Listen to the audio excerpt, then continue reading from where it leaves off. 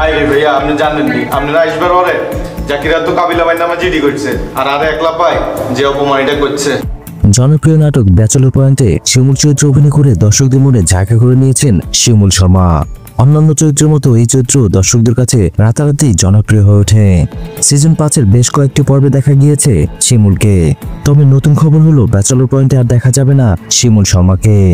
এমনটাই জানা গেল আলোচিত এই নাটকের ইউনিটের সংশ্লিষ্ট সূত্র থেকে। তবে শিমুল কেন থাকছে না ব্যাচেলর পয়েন্টে সেটা জানা যায়নি। এই বিষয়ে শিমুলকে একাধিকবার ফোন দেওয়া হলেও তিনি ফোন ধরেননি।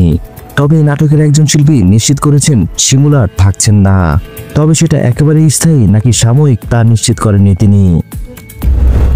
খুব শীঘ্র হয়তো আমরা জানতে পারবো শিমুল কি সত্যি চলে যাচ্ছে নাটক থেকে নাকি এটা নাটকেরই একটা গল্প। কিছুদিনের জন্য হয়তো তিনি থাকবেন না, কিন্তু আবার তিনি ফিরে আসবেন।